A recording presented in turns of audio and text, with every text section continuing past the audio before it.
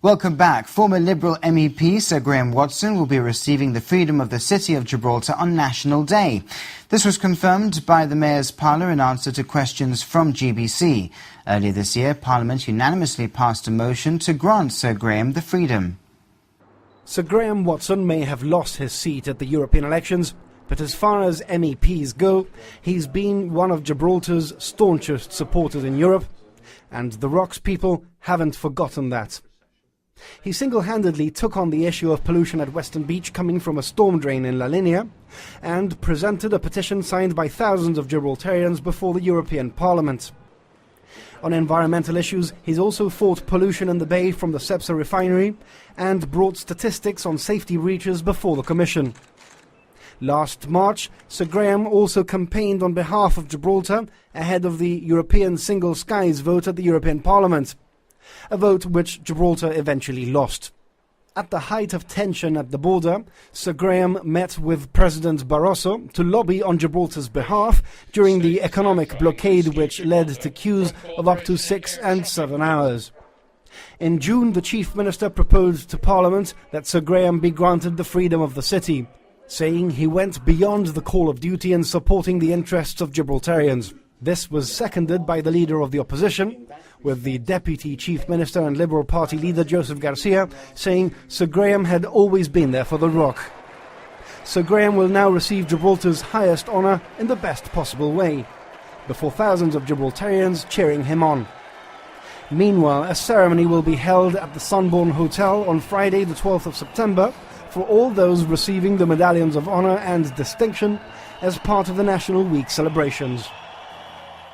The GSD opposition says the government's reluctance to upgrade Victoria Stadium to UEFA's Category 3 status is evidence that they plan to go ahead with plans to build a Category 4 stadium at Europa Point. Leader Daniel Feetham says the GSD has been proactive in its policy to find alternative sites for a UEFA stadium and believes the senior football squad could have been playing its home matches in Gibraltar if Victoria Stadium had been upgraded by now. Well, I'm surprised by the Minister's comments that the stadium is not going to be upgraded to a Category 3 stadium, but is going to be upgraded to a Category 2.8. Now, of course, Category 2.8 doesn't exist, but what he's saying is we're falling short of a Category 3.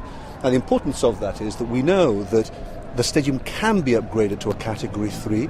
If it's upgraded to a Category 3, then the GFA could play its home matches here in Gibraltar. Fans would not have to travel to Portugal. And my concern with this is that by the government not going that little extra bit to upgrade it to a Category 3, which is possible at relatively little expense to the taxpayer and indeed little disruption, that it's doing so in order to cut off an alternative to Europa, the siting of the National Stadium in Europa Point. Because of course what the government is saying is we've got to have the stadium there because there's no other alternative. There is another alternative. International matches can be played at Victoria Stadium. We can upgrade it to a Category 3. It can be done at very little expense, and it ought to be done. And look, if we then have to have a debate about whether Gibraltar requires a dedicated national football stadium, and there are very cogent arguments in relation to that as well. I mean, I accept that. But it's a debate that you can have afterwards. But let's get international football played at Victoria Stadium. Plans for a nursing home at both worlds have been proposed by a local developer and are set to go before the Development and Planning Commission.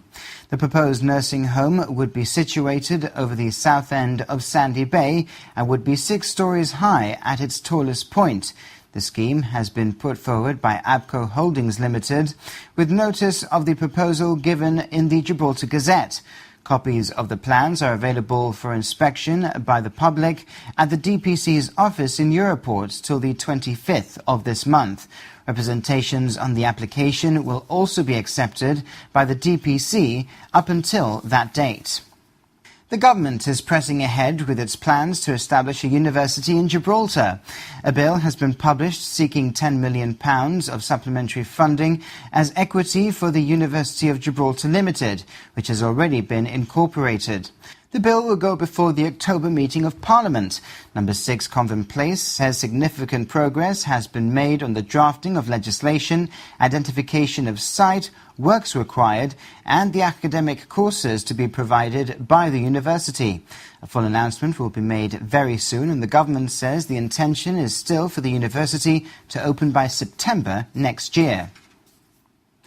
GBC Television will screen live all 10 of Gibraltar's qualifying round matches for the 2016 European Football Championships. This follows the successful conclusion of extensive negotiations with UEFA, which will see GBC become an official broadcast partner with Europe's governing body. These are heady days for the Gibraltar Football Association.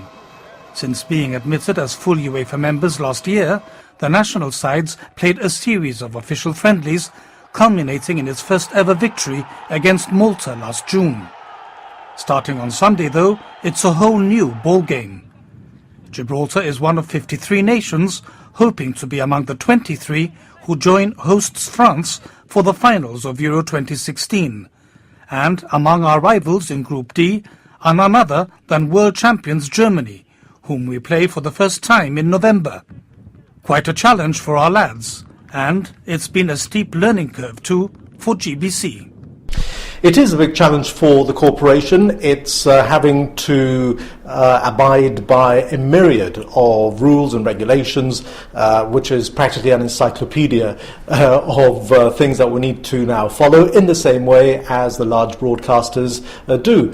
Sky, BT Sport, BBC ITV, all these people have to follow these rules, and now GBC also has to do so. So it's very onerous. It's a lot of work that is now required, all the way down from my office all the way through to the production offices as well, to make sure that these matches appear on television as they have to, and they will appear in the same way and the same image that they would in any other large TV station. One thing to say is that GBC is not actually producing these matches, which is produced by UEFA for the international market, and they will deliver the feed, the signal to us, and we will then customize that with our own commentary on location for the home matches in Faro and commentary from a Gibraltar desk for the away games.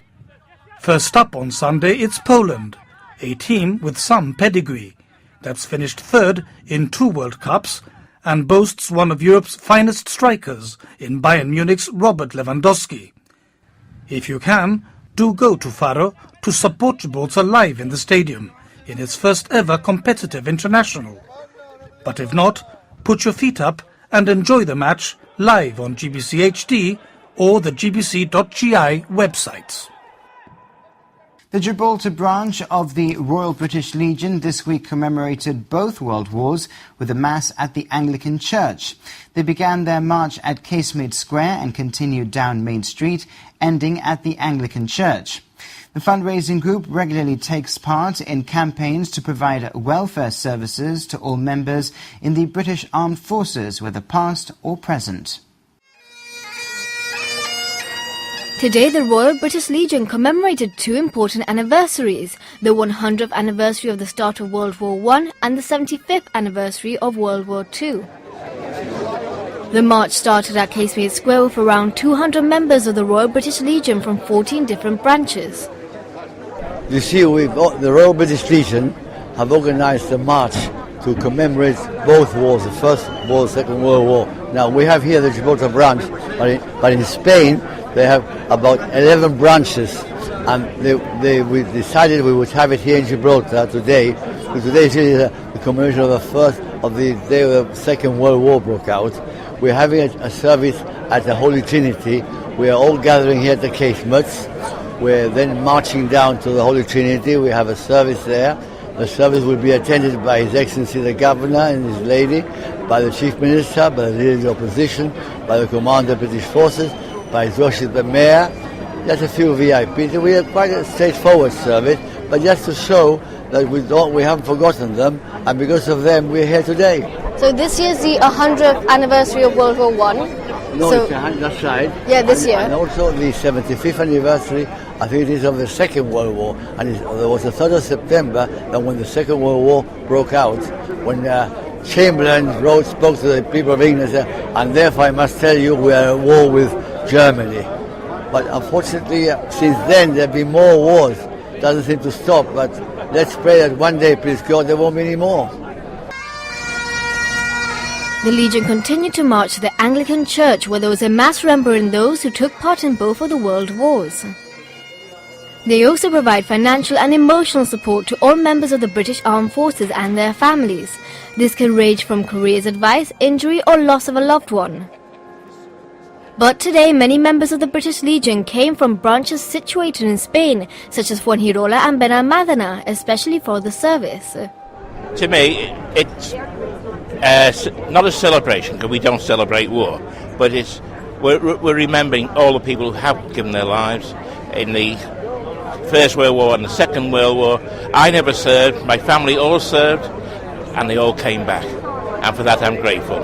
So because of that I do my little bit as a non-serving member of the Legion by bringing all the poppies into southern Spain and then distributing them around the branches. So can you tell me a bit more about the fundraising that you do? Fundraising, we do a lot of fundraising. We can't do raffles or bingo now. We used to be able to, but the law changed, as you know, so we have to stop all that. We're trying to get a license, to have a gaming license, so we can do it in the branches. That all helps to raise money. But normally we raise money through functions and dinners and coach trips. Any way we can. Jumble sales, bring them by. In Coeen we have a stall every last Sunday of the month where we sell all sorts of bric-a-brac. And it takes €400, €500. It's very, very good. They work hard on that. The Royal British Legion also run the Poppy Appeal for Remembrance Day. It is estimated there were 3 million casualties during the Great War. Their service included literature from war poet Rupert Brooke and commemorated two very important dates in our history.